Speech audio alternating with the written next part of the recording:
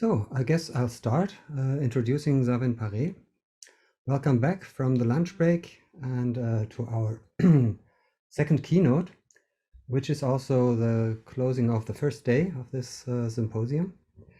And I'm very happy and excited to introduce Zaven Paré, Professor Zaven Paré. He's a professor at the University of Rio de Janeiro and the Intercultural Academia. And he's doing machine art, and he is a robot drama researcher. He invented the electronic marionette. The last time I encountered his work, he was working with amazing half-transparent masks with inside projection. So he's an artist and a researcher. In 2009, he became a collaborator of the Robotic Actors project of Professor Hiroshi Ishiguro in the Intelligent Robotics Laboratory at Osaka University. He's the author of, excuse my lousy French, L'âge d'or de la robotique japonaise, and more recently, le spectacle anthropomorphique entre les singes et les robots. So today he's gonna speak about interaction design studies with an interaction design study with robots, and I'm very curious and happy to hand over the screen to Zaven Paré.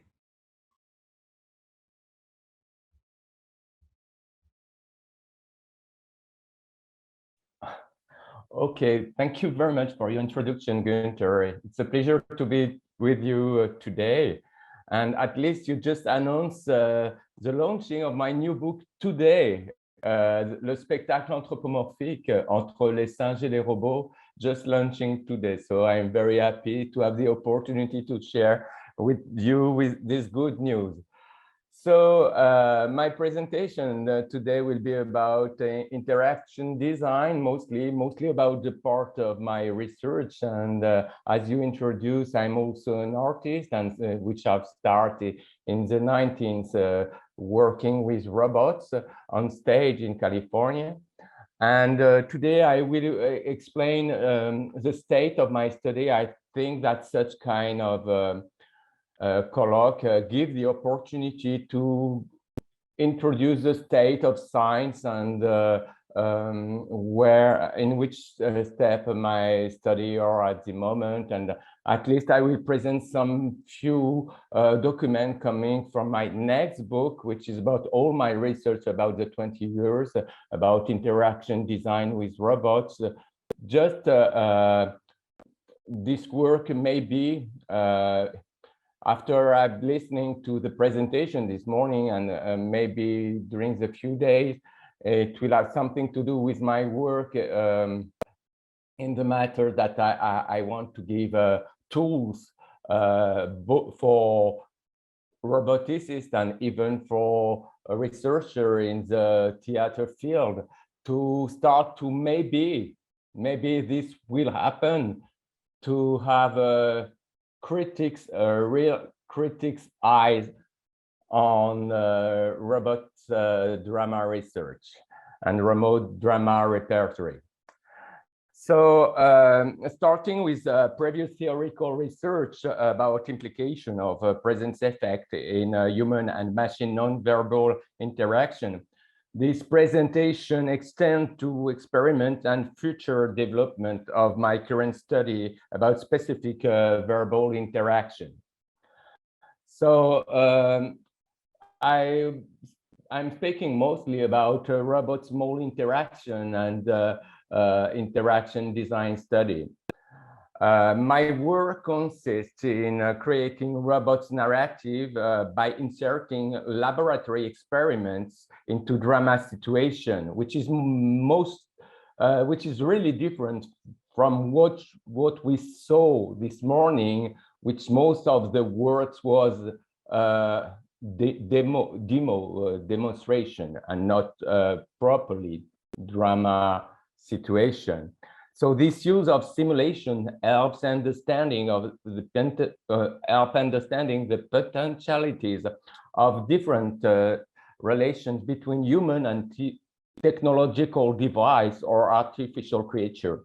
Beyond the character effect, the reality effect or the presence effect, in order to provoke sympathy and above all to arouse empathy, the interlocutors must be intelligent. I have tried to suggest it by inventing behaviors specific to robots, thanks to movement and sound usually produced unconsciously by humans.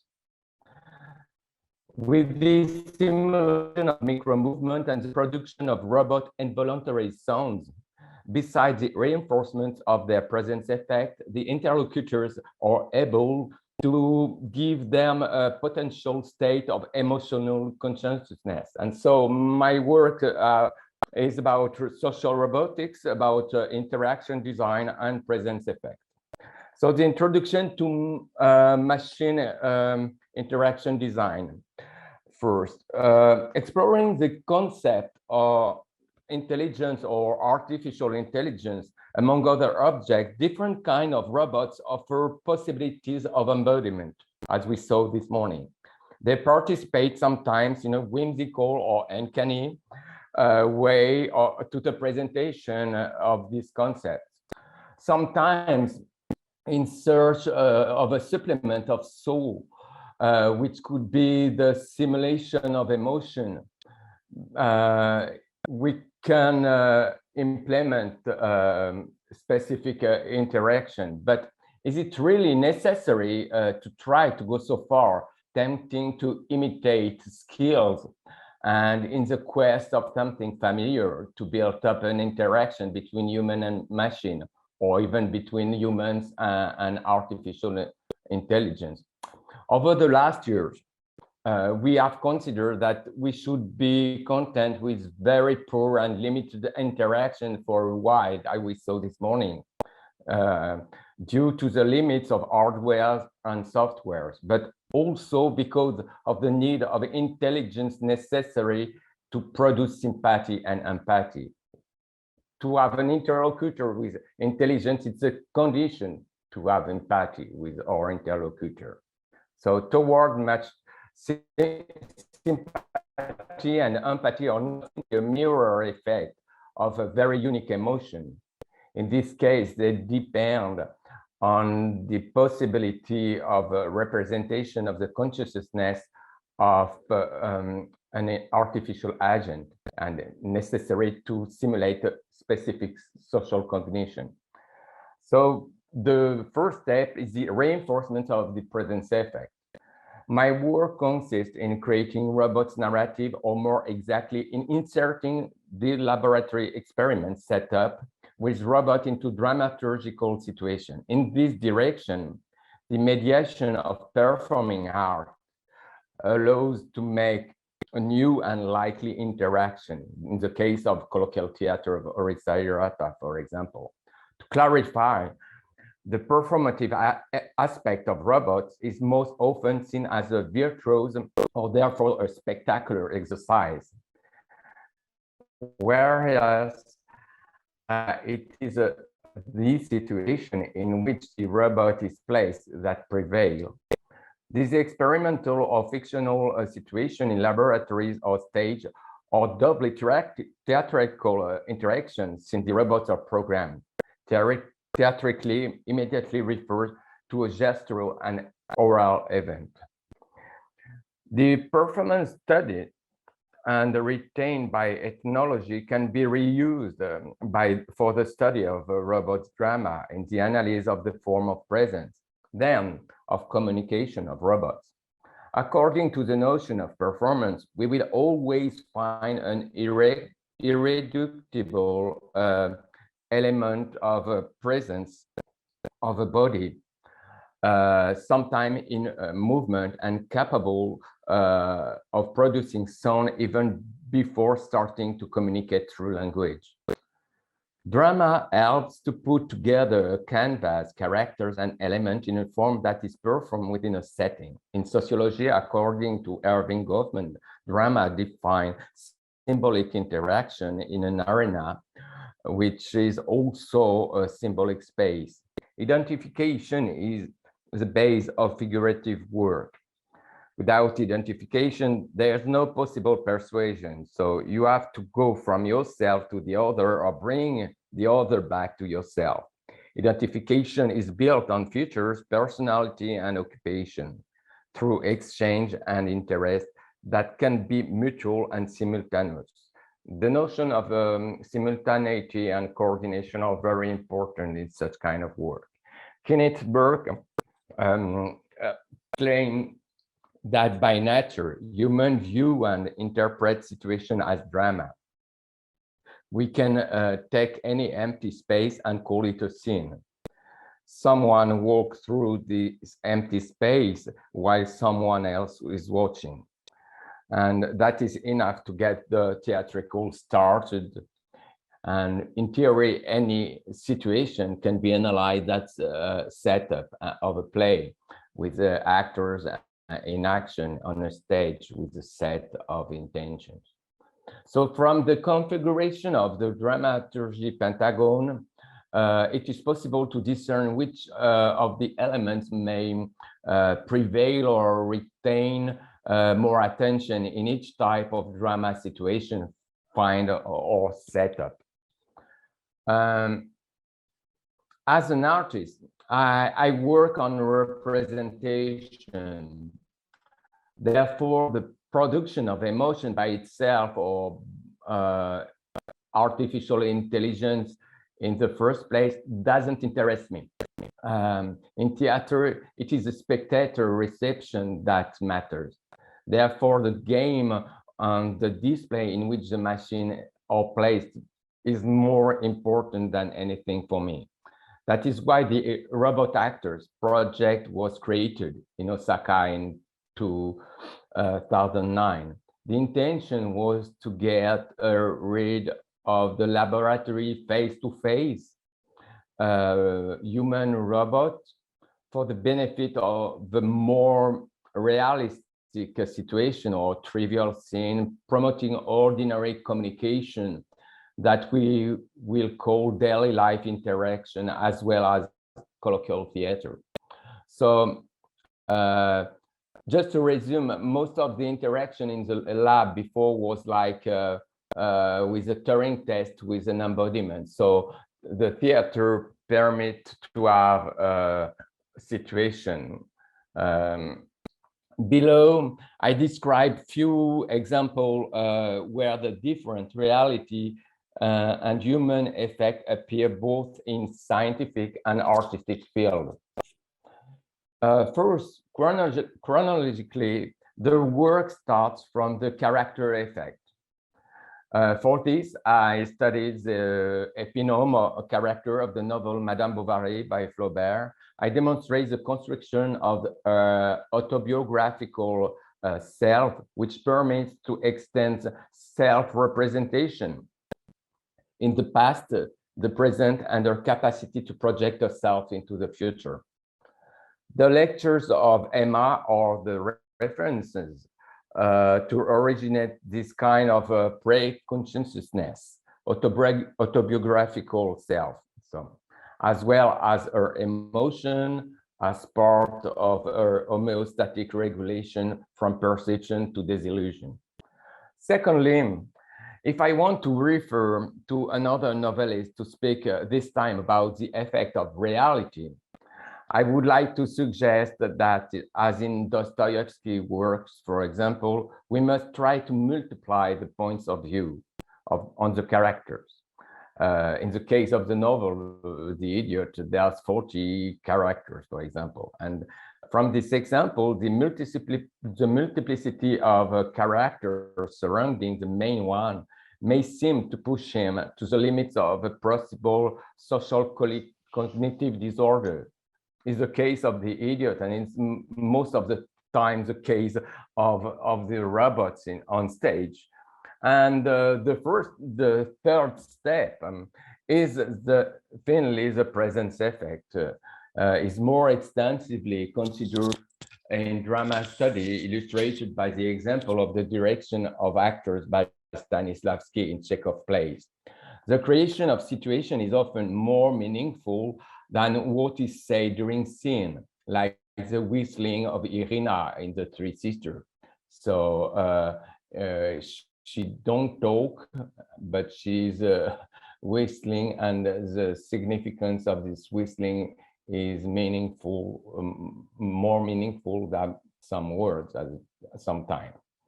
Or in the modern day, through the works of theater director Orisa Hirata and his collaboration with Hiroshi Ishiguro, Humanoids and Androids for the Robot Drama project. So,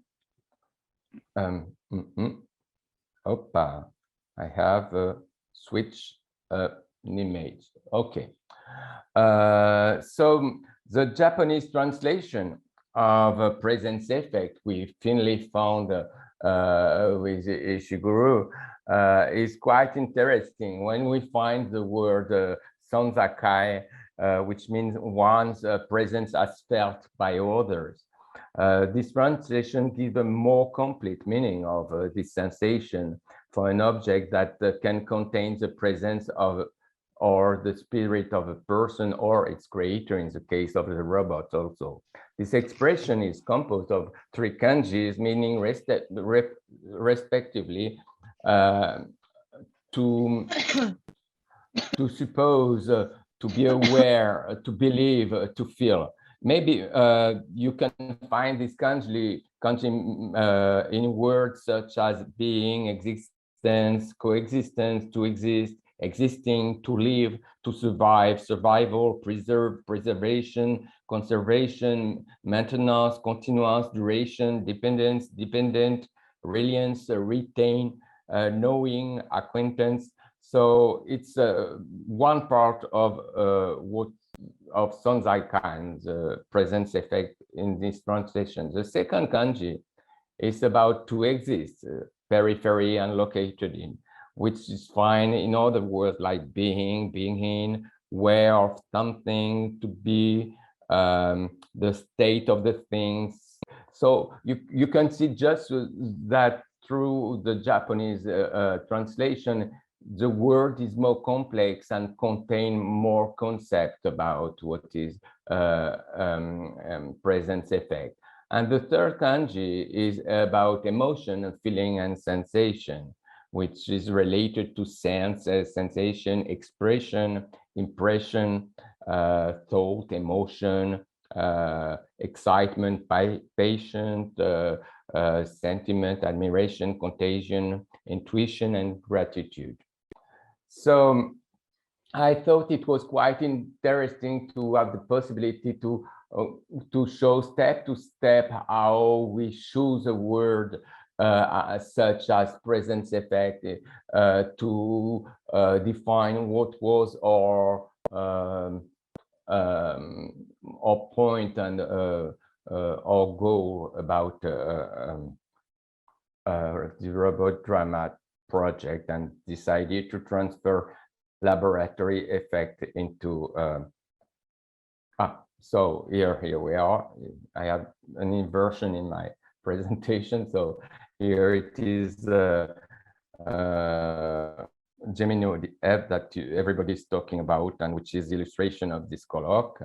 And when she's alone on stage, it's a very impressive moment too.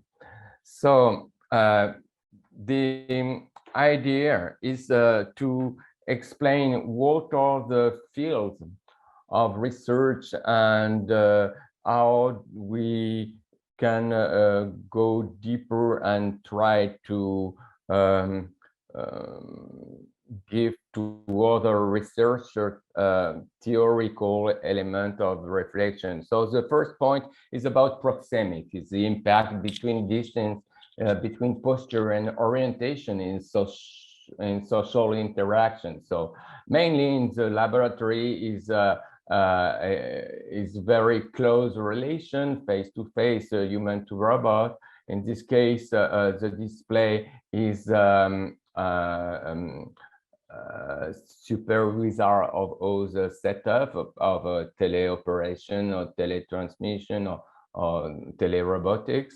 So we have a manipulator as a puppeteer in another room, And we have a program which is correcting the delay between the movement of the mouth and the words.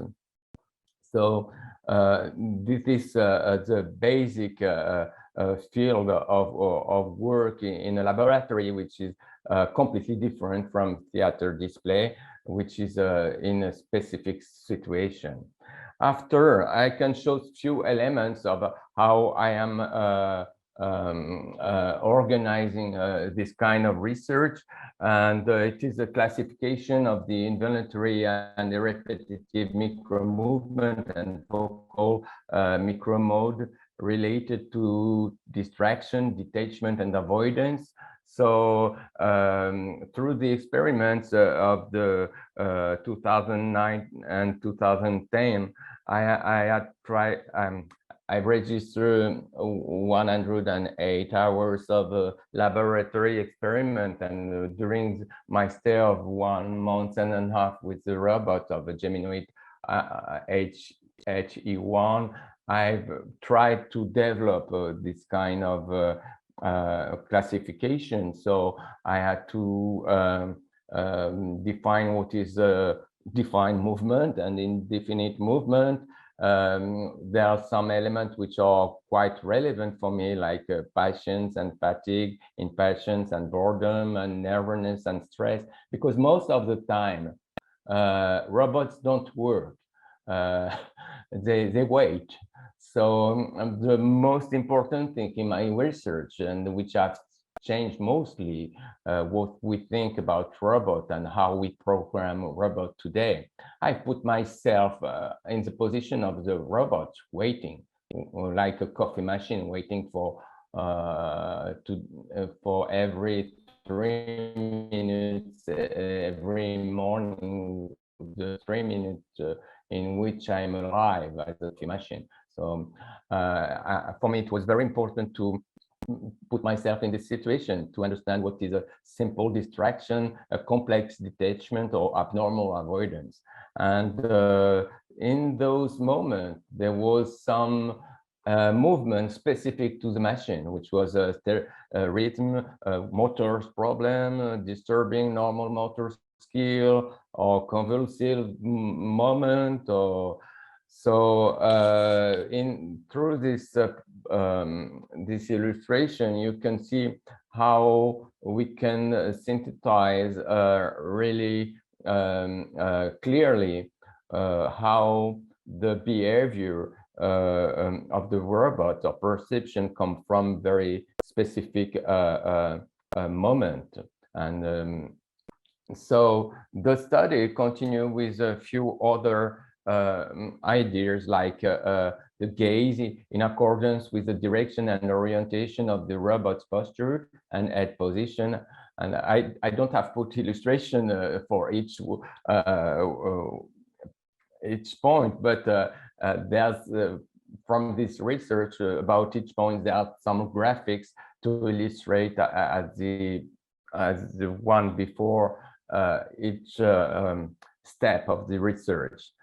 So there's a duration and orientation of the gaze according to robot's movement, the effect of short ticks in time or in space, the movement as maintained by the direction and orientation depending on spatial categories and action, the manual motors action according to behaviors, function, and action, the action in synergy as maintained by the sense of co-mobilized and based on social interaction, and the lexicalization of interjection and onomatopoeia by the use of phoneme, ideophone, or psychonym. So this is a kind of classification of onomatopoeia, which is kind of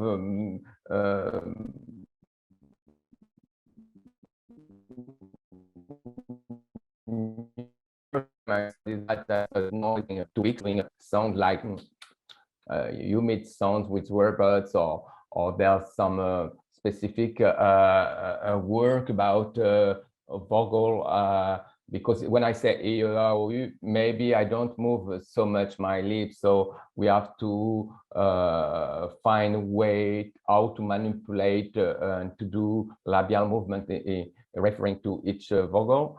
And as you can see in this classification, it's very strange because all the vowel or phoneme or have something to do more with human behavior. And it's very funny because if you analyze all the dialogue during the Leibniz Prize, which is a Turing test, since 1991, most of the phoneme used are human phoneme from the first part of the classification.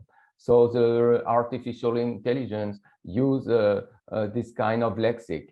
And when you're in a laboratory, you have more idiophone onomatopoeia with consonant, which refer to motor machinic device. And after there's a psychonym, which is quite very close from expression, significative expression. So it's just a very quick presentation about what is robot grammar research and what is doing in laboratory to elaborate more precise, more defined detail about what is programming robot to have a social interaction and to amplify the impression of the behavior. It's as I say, it's before conversation. We have to consider really that presence effect is display before communication. On my point of view, it has nothing to do with communication. It's just a disposal, and it may be deserved to be studied as a complete field of research by itself.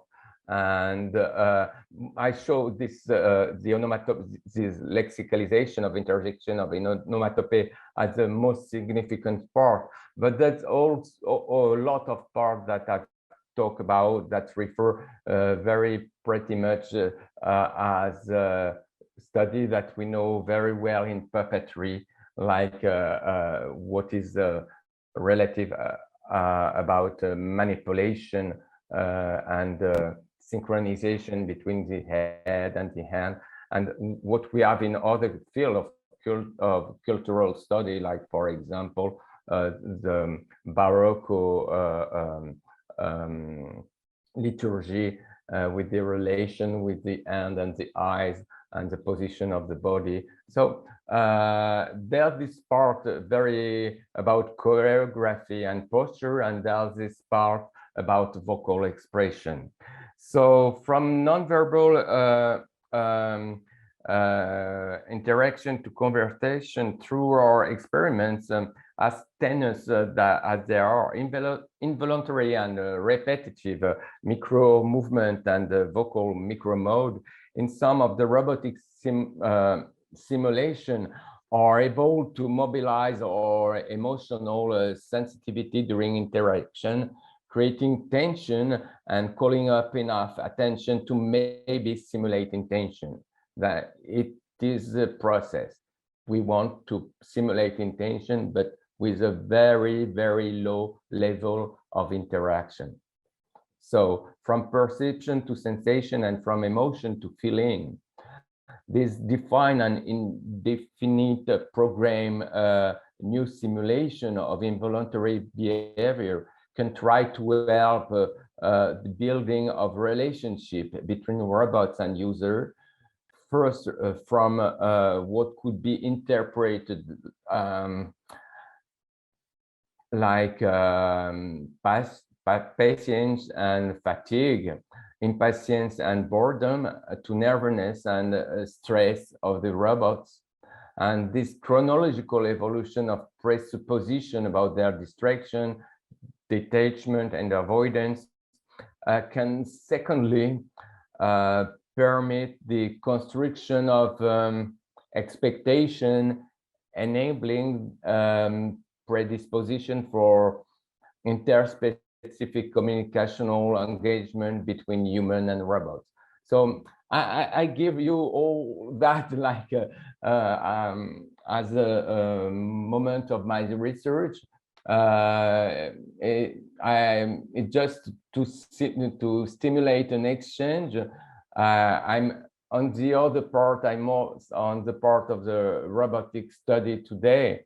So I'm very curious of this interaction with all of you, which are more to my point of view in theater study. So just to yes, because most of the research I show are the finality when we are working in a robotics laboratory. It's and even in robodrama research, it's quite difficult to understand that we are working in telecommunication research. But now I'm been working on presence effect. I start to study more conversational study, and the real application this time is just the vocal assistant. So, and we have already a lot of families of vocal assistant around us, and we are actors of a new kind of theater display in our everyday life. So no,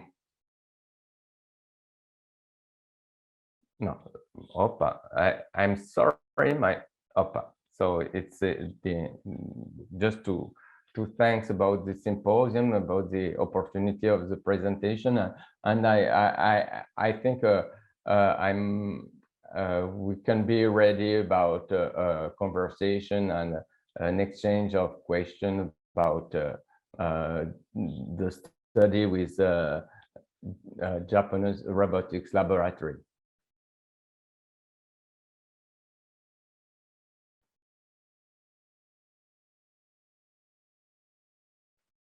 Thank you, Zaven. Thank you very much. Very inspiring.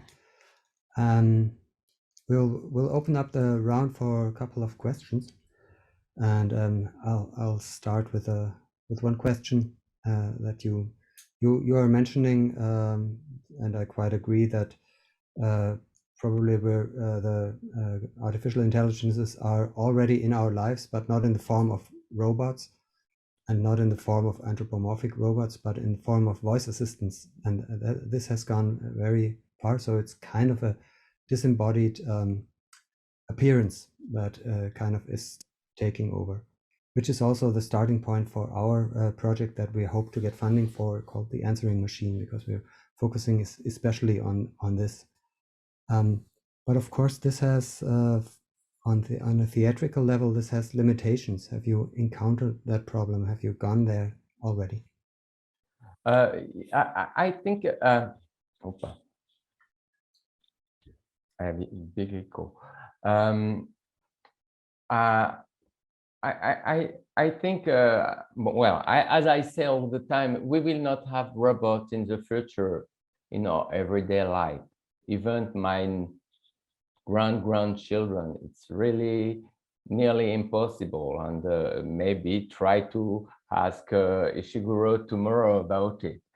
But we will not have anthropomorphic robots around us, but we will have robotics in everything, in everyday life. Just to say, today there's no anthropomorphic robot in production in the world. They are just prototypes. The last robot in production was paper, and they shut down the production in June. So since 10 years, I try to say that we will not live with robot in the future, but it's happening for sure. So, but and it's why we don't have to make the confusion, because between which is a demo of a prototype in the case of Boston Dynamics, we showed this morning, if you analyze, I'm sorry, we are working with theater, we are working with performing arts, but when we read a demo, and it's Hyundai, a company now, Boston Dynamics, and when they are doing a demo, it's advertising. And in this demo, it's very impressive, it's very nice, it's artistically beautiful, the choice of the music, the choreography, the timing, the rhythm, but it just each sequence, it just have 7 seconds if you analyze each sequence of movement. So it's just a film, and I don't say that it's not real, but before to do this film, they've worked years and years and years. They filmed during weeks to have this sequence of music for Christmas time, for the end of the year. They bought the company to a Japanese company called SoftBank, which I've bought also Pepper. So we have to be very careful about the way we look at technology. We have to be very aware about what is real and what is not, and what is working and what is not. Fortunately, the robot drama, the robot actors project have a repertory of 7 plays. But why is it so different than other plays? It's not about the virtuosity, it's not about the pertinence of the machine or the quality of the play. It's about the technique, which is a theatrical technique. Most of the show produced today are robots made to be actors. We are working with robots which are not actors. They are robots with domestic use, with scientific use, laboratory use. And what's happening when we are putting them on the play? There's a distanciation. They are playing characters like an actor is doing on stage. And it's not, they are not built to be actors, but us on the laboratory, we have to work to find process like programming, pre-programming, or doing teleoperation. We have technological shoes to rebuild not only the presence of an artifact, but of an actor, which is completely different. We have to try as a theater researcher to don't be mystified by the technology, because it's not in everyday life. So there's something artificial, even to put it on stage. It's there's a gap really on what we've got in our imagination and what exists for real. So my work came back to study very tiny things, because a robot is essentially complexity. As a human being, a robot is essentially encountered. It's kind of marvelous object, and from this marvel, we can try to think differently. We can try to project or thinking differently. We can try to or start to think differently about what is to be a human being. We are trying to imitate, okay, but we are trying a new kind of representation of ourselves. And how does it work? What are the limits? It's the name of your colloque, but it's about the limits. And these limits interrogate really profoundly our belief, or way to look at things, at others, at artificial things, and as especially in our time, it changed completely our way to look at complexity and complexity of ourselves and of the world where we put ourselves. Thank you. There's a line of questions coming up. Chris, you were the first. Thank you. I have a question especially for your research in Japan in relation with Japanese theater. So there's no secret that in Japanese theater, objects can have souls.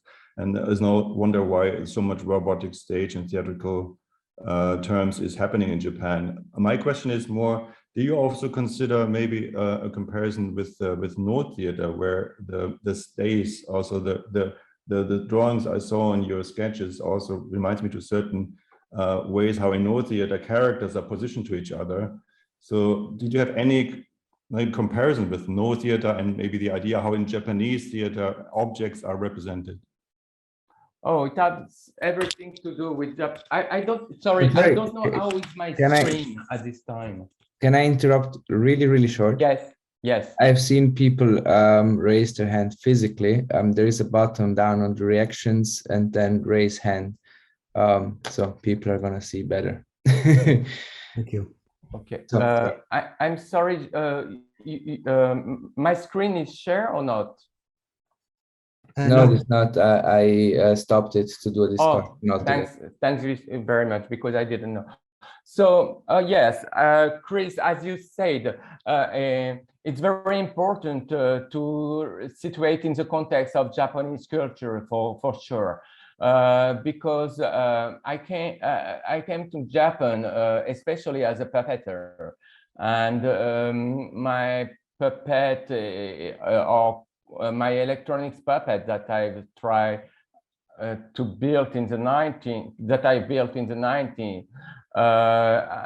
receive a certain consideration in Japan. So I had the opportunity to be invited by the Bunraku Theater. I have Kanjuro Sensei as a professor, and I stay 1 month and a half in the Bunraku Theater before to go to work with robotics.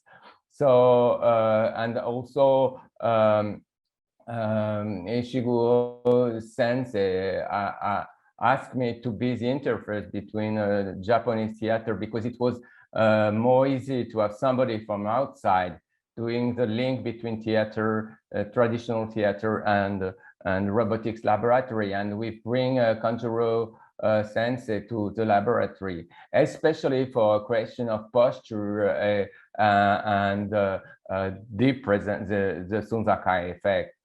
Which is a word that we don't use that much in Bunraku study vocabulary, but it's it's not in any country that we can develop such work, and especially for one reason: robotics.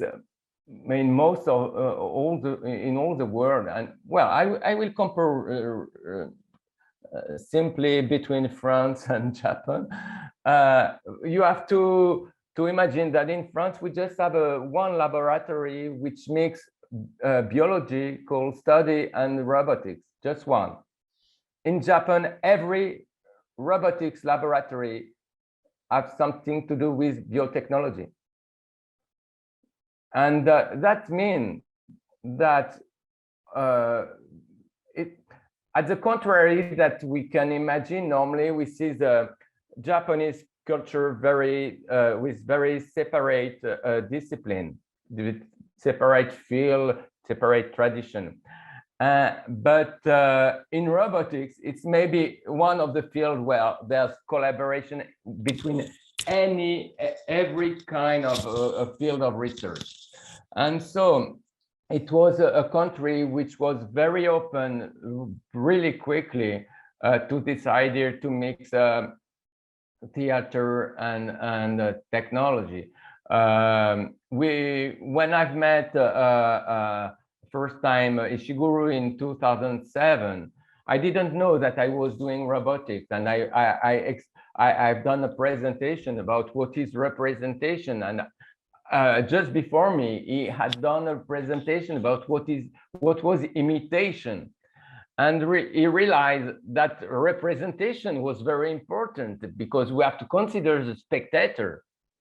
The last word is not the scientist, it's not the builder, it's not us doing a theatrical research, it's a spectator. We have to study the spectator. So we decide to create this platform, to create situation. And yes, for sure, as you say, it has something to do with bunraku, it has something to do with kabuki, it has something to do with rakugo. At least we have done in the laboratory a copy of a great rakugo master. Rakugo is a kind of storyteller tradition from the 18th century, and one of the masters, his name is Katsuro III, and I've been copied as a national treasure. And there's an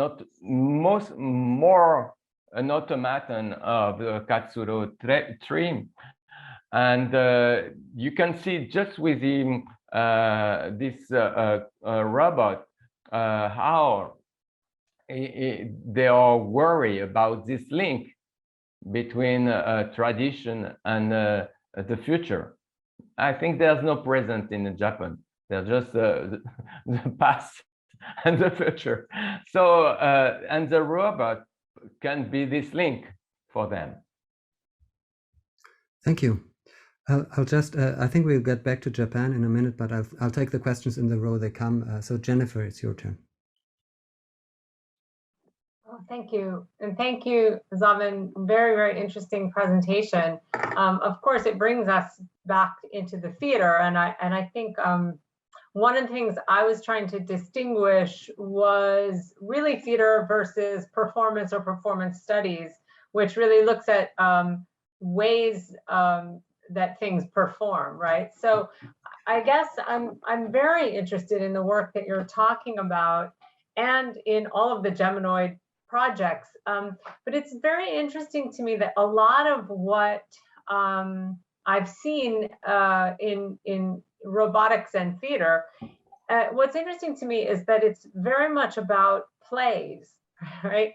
The sort of traditional theatrical forms in a sense.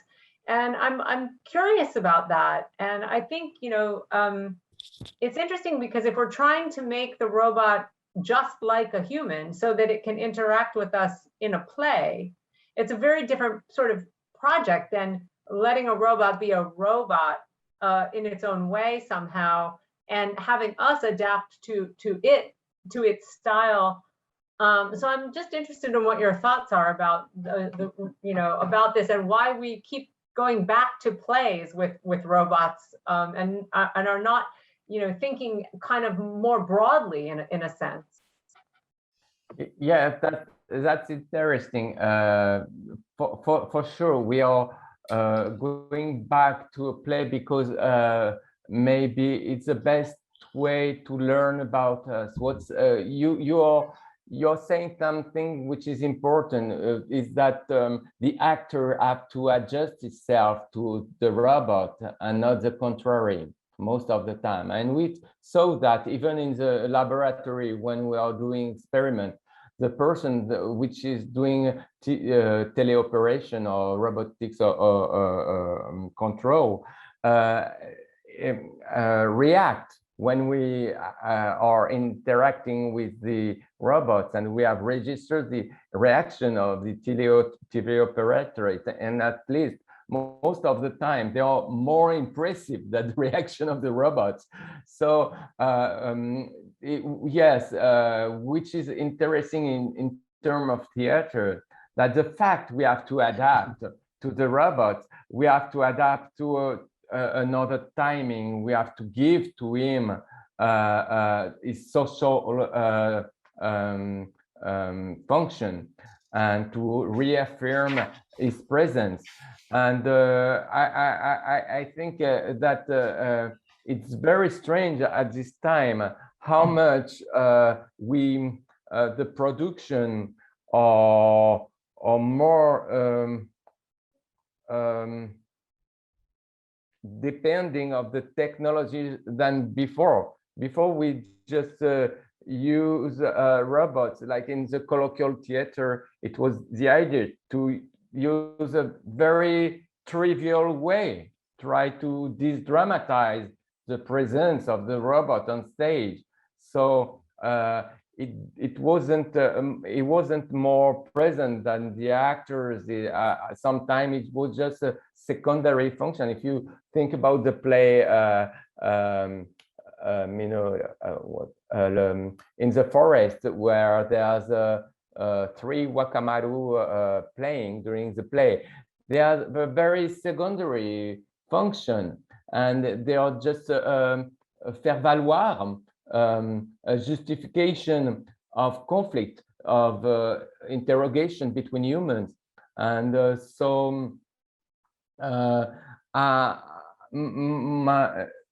in my view, most of the play, the robot is a subject. In most of the play we see today, and I'm not sure it's interesting that to put the robot in this situation. I think we have to build situations stronger that permit that the robot can exist with other things, with the furniture, with a washing machine, with an old grandfather sitting there, and it's I don't see enough trivial situations, so I'm quite disappointed with all the questioning about robot on stage, because in terms of dramaturgy and in terms of choice of repertory, we are trapped by the robots most of the time, and it's looked like a demo and not like a play. Yep. Thanks a lot. We're already entering the last 5 minutes of the proposed time slot. So Esther, you would be first, and then I'd go to the question. I've got two questions, but really close to that Jennifer has addressed already. Thank you for your presentation, first of all. Have you never explored in your annual research the matter of degree of freedom of robots, something like the degree of adaptation, the speed of reaction? In robotics is a specific terms, the degree of freedom of the robots that you are experimented with in your workshop. And the second one is, how about the limit of a robot, an actor, non-human actor, a robot like Gemini Dev, to understand the change of mood, the emotion, the subtle ambiguity of a human language, no? When you say something, but there is a very hidden meaning that is something very human.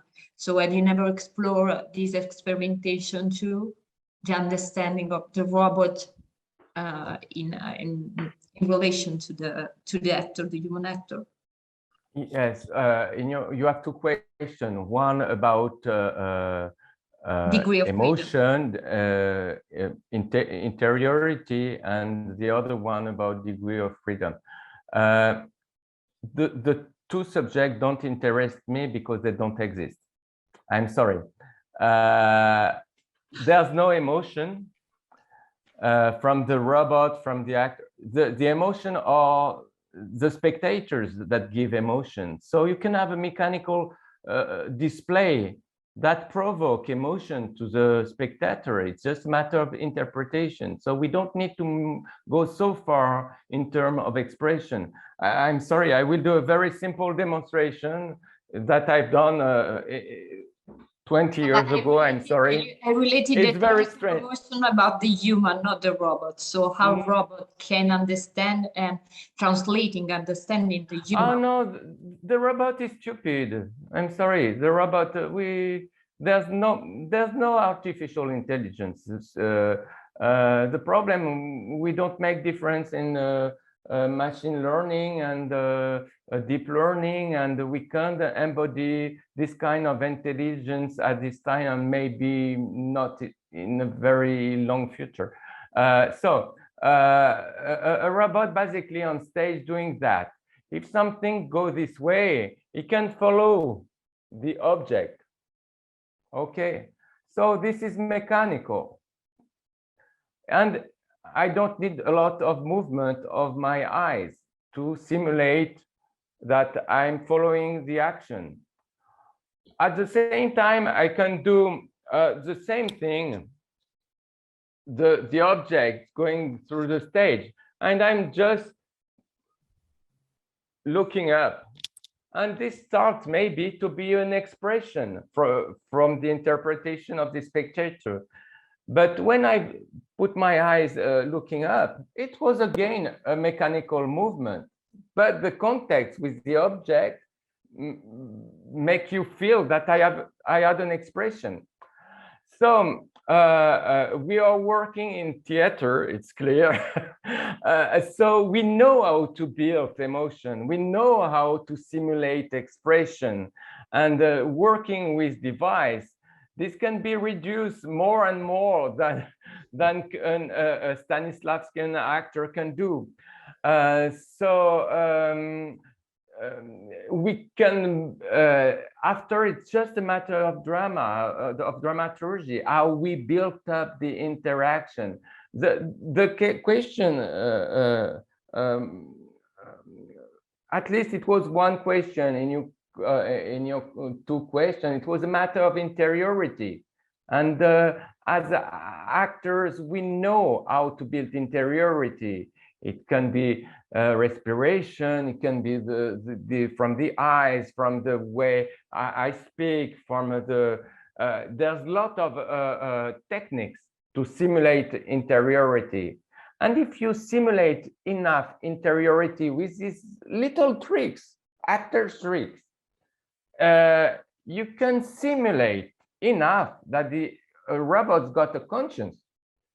Okay. You know, I think the building, we are in a very privileged place as dramaturgs, because we can build the simulation of the conscience, which roboticists can't do, because we know the tricks.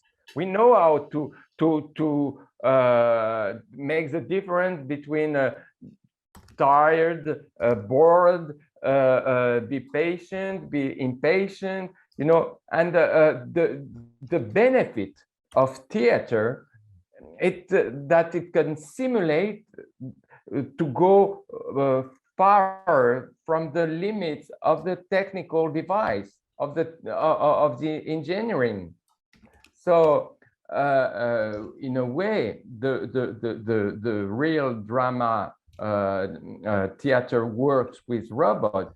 It's just another platform of research to help to accept more easily the robots in the future.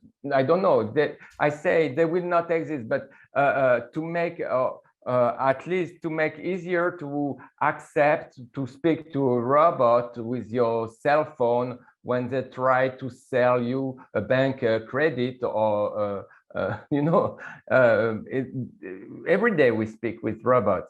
So, for example, what's coming from theater about respiration, timing, they're already in applications that are in your phone today. And this is come from drama research in ATR in Japan. And we are, it's a contribution to kind of mystification of robots, to do drama with them. But Zaven? we have to think always about the importance of the situation, which is specific of theater. Thank you very much. This is a good connection to the last question that we have, because we're already running out of time. There's a question on the chat. As an artist, what did you think of the researchers at ATR, and you just mentioned that, in Japan during your time with the Android? So it's just about your experience and thoughts about that. Wow, it was an extreme privilege to have the opportunity to work with such a device. But in a way, it has changed completely my life. Just the fact to spend so long time with the robots, it has also changed the idea about what is anthropology study. Today, all the interaction analyzed with robots are about few days, few hours between human being and robot. And when you stay yourself 1 month and a half with a robot, I think that you start to think that we will really a lot of time to really figure what is behind this challenge. And for me, it wasn't only a cultural shock, but also for me, I start to think that sometimes in academic study, we need more objects to find a new way to think. In Japan, you need the precision of the movement and the perfection of immobility of the object just to be encountered and to produce a new way to think and new way to invent other things. Thank you very much. This question was posed by Christian Becker-Asano. Oh, wow. I'm very so Christian, thanks very much for the question. We don't have to speak together since 10 years, and we meet each other in ATR, and it was a special moment. Yes, I was interested. I was just interested because researchers have a different perspective on how to use such a robot. Yes. That's the point. And I always envy artists who have the freedom to try out something on stage and see how people react. Yes. And as a researcher, I did the same thing. I'm a computer scientist by education, but I had the chance to work 2 years with the Android. Yes. We brought it to Linz Ars Electronica, you know, sitting in a cafe for 1 month. It was great. But for a researcher, you always have to write papers, and it's so damn difficult, right? Yes. So thank you for being here, and hopefully we see us again. Yes. By the way, yes. Thank you. I would like to close this session for today. I think the room is still open, and you can see in the chat the link for tomorrow. Theo put it on there, and also the code. So we'll leave this open for a couple of minutes, so you can copy that. And see you all tomorrow. And this is the official stop of this session, but the room is still open. Thank you. I just want to thank Christian because he said something important. It was freedom we had in Japan in this laboratory specifically, and it was kind of very, very unique. And I never shared such a freedom with such enormous project, and for each other it was really very different moment.